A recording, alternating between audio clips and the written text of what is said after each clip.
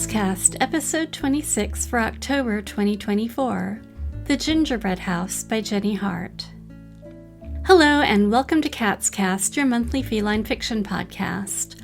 I'm your editor and host, Laura Pearlman. We've had a little bit of an unplanned hiatus here at CatsCast Central, but we should be back to our regular schedule in a couple of months. This month, though, I'm happy to bring you the... That's weird. I didn't think we had a doorbell. Hold on a sec while I go see who it is. Trick or treat! I know you. You're from that house with all the curtains, aren't you? But Halloween isn't until tomorrow. You know, it doesn't really matter. I've been doing quality assurance on this candy all day. But if you want some, you'll need to show me a trick first. Oh, so we get to give you a trick this time. I think I have just the perfect story for you. The Gingerbread House by Jenny Hart, a CatsCast and Cast of Wonders original. Jenny Hart is a writer, primarily of dark and uncanny short stories. Jenny loves reading most genres of fiction, with special affection for anything a bit unusual. She has always enjoyed writing, and during the pandemic lockdown of 2020, Jenny started her writing journey in earnest, studying with Adam Z. Robinson from the Book of Darkness and Light. She has since developed a portfolio of short stories and is working on a novel. When Jenny isn't working or writing, you can find her studying Japanese or walking in the local countryside. Probably lost. She lives in England, across the road from a cemetery, with her two cats, Jason and Jeff. You can follow Jenny on Instagram at JennyHart2001 and at the same address on Threads and on Twitter. This story is narrated by Katherine Inskip. Katherine Inskip is the editor for Cast of Wonders. She teaches astrophysics for a living and spends her spare time populating the universe with worlds of her own. Katherine's cats are called Cordelia and Aurora. Both were adopted from the local cat shelter and are now living their best kitten-free lives. Occasionally, they spice things up by bringing live mice into the house. And now we've a tale to tell. The Gingerbread House by Jenny Hart. Read by Katherine Inskip.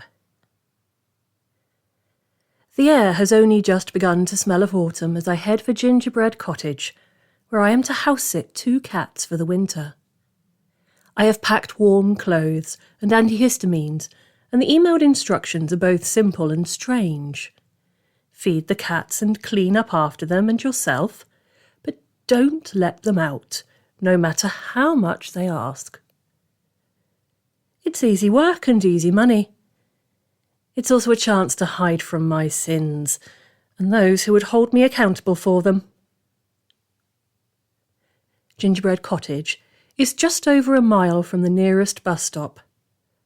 I walk briskly beside high hedges, all prickle green and berry red, that border empty fields and later thin forest. A bicycle lies rusting in the shallow ditch that runs alongside the path, its front wheel bent. Beyond it I see a scarf caught in the brambles, its colours muted by a summer in the sun. A little further ahead, at a fork in the road, someone has abandoned their newspaper delivery. The papers are a folded, stained beige, made a solid log by the sun. There is a dead rabbit in the middle of the road, its insides open like a book. I am careful to step around it. I don't want to leave a bloody trail. When I reach the open gate and see Gingerbread Cottage for the first time, I think of the kind of picture that a young child would draw. Two square windows hang evenly, either side of a too big door the colour of molasses. The roof is a sharp triangle, with a chimney stack that puffs curls of gruel-grey smoke into the darkening sky. To the left is an apple tree almost as big as the house. Thinning waves of green and yellow and mud-brown leaves writhe in the capricious wind.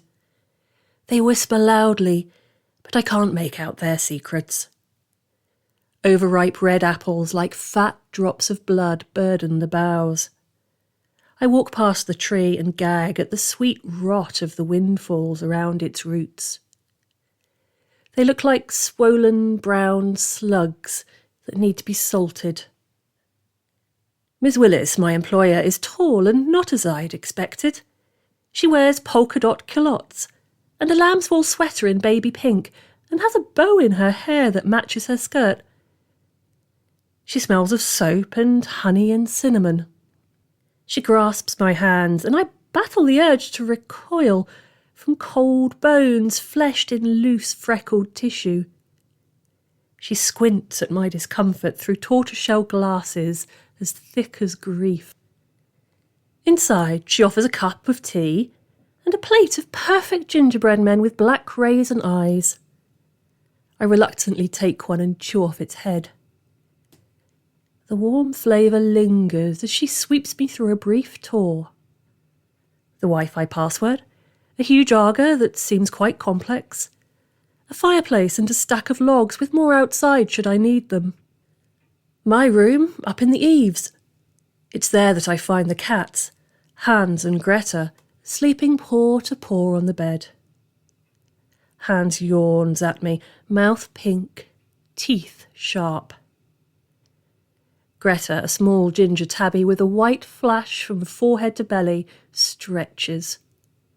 Every claw on each paw is extended fully as the crimson sunset kaleidoscopes off the rhinestones in her collar.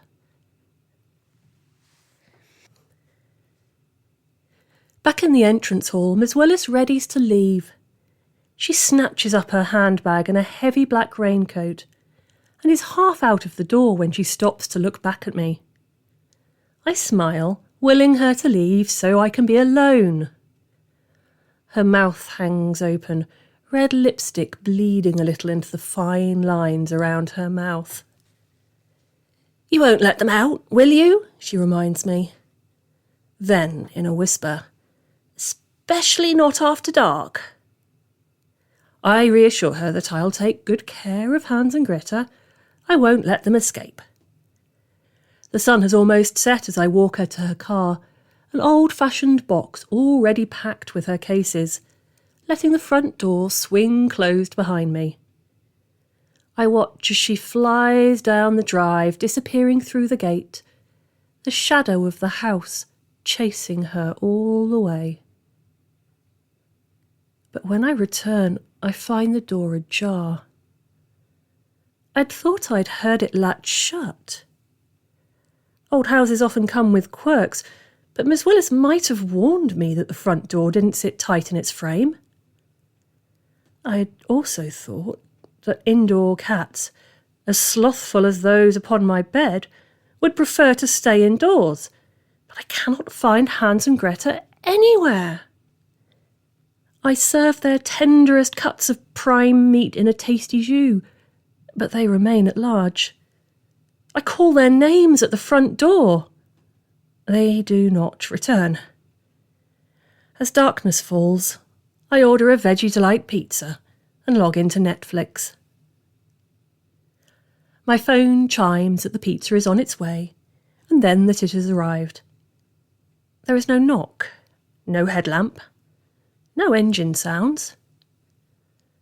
I open the front door to cold moonlight spilling over the garden and the hint of a frost. I call out for the delivery guy. Silence. I call the cats and think I hear a meow from far over the lawns, over the hedge in the woods. Probably having the time of their lives, I think, before messaging the pizza place to see what has happened to my delivery. They are as clueless as I am. Hunger has me rummaging through the kitchen cupboards when at last I hear a rat-a-tat-tat at the front door. Dinner, finally! I see the pizza box. It's a little bent, a little battered. And I see him, holding it out to me. Nails long and sharp and black with dirt. I see her curling into his side. I crane my neck and see the green eyes, the broad nose, the sharp teeth gleaming in a wide grin. He has a mane of wavy brown hair and is bare-chested and barefooted. His trousers seem too tight at the waist and too short in the leg. He has a diamante choker at his throat. There is blood on his mouth. Her hair glows orange and gold in the moonlight. She is wearing a heavy black raincoat that is much too big for her, sliding from bare shoulders as she plays with a polka dot bow. Her collar matches his. "What tasty treats you get us, new mummy," he purrs. "Old mummy wouldn't let us eat the delivery drivers." "She wouldn't let us out at all," the redhead says.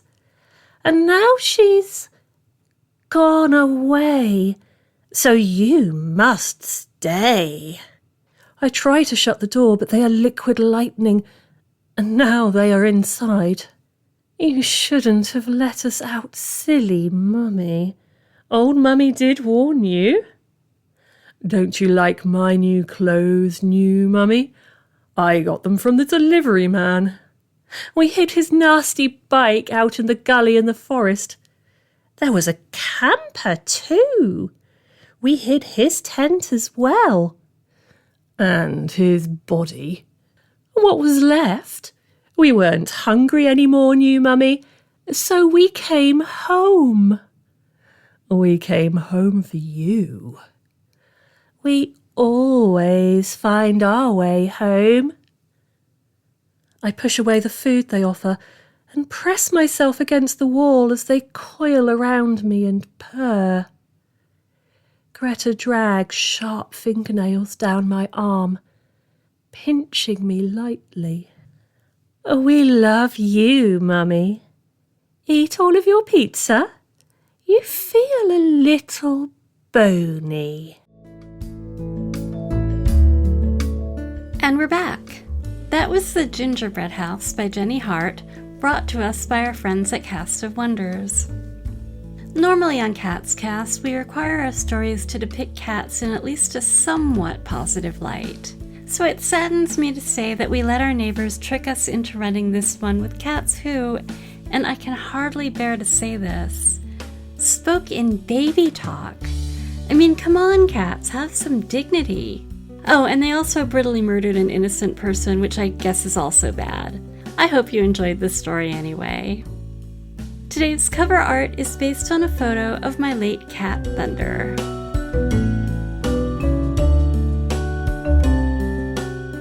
Come chat with us. If you're a Patreon patron, you can join the Escape Artists Discord server automatically through Patreon. Or you can find us on Blue Sky as @catscast.org, or on the social media service formerly known as Twitter as @CatsCastPod. We'll have a patron-only episode next month, but we'll be back on the public feed the month after that.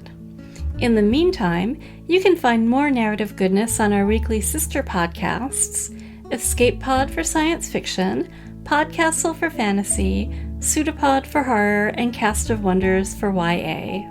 Today's episode is brought to you by audio producers Wilson Fowlie and Dave Robison, assistant editor Tarver Nova, associate editor Aurora Hurd, and me, editor Laura Pearlman. Our opening and closing music is Easy Lemon by Kevin MacLeod. CatsCast is a production of the Escape Artists Foundation, a U.S. 501c3 nonprofit. This episode is distributed under the Creative Commons Attribution Non-Commercial No Derivatives 4.0 International License, which means you can't change it or sell it, but you can share it as much as you like. CatsCast relies on listener donations, so thank you so much if you've already donated. You can support us and all the other EA podcasts by donating via patreon.com/EA podcasts or through the website escapeartist.net. You can also help us out by leaving a review or rating at Apple Podcasts or wherever you normally leave those things. CatsCast is distributed monthly on the Escape Artist Premium content feed. A separate public CatsCast feed gets a subset of those episodes. More details can be found in the show notes or at escapeartist.net/catscast. Thanks for listening, and until next time, we wish you all the purrs.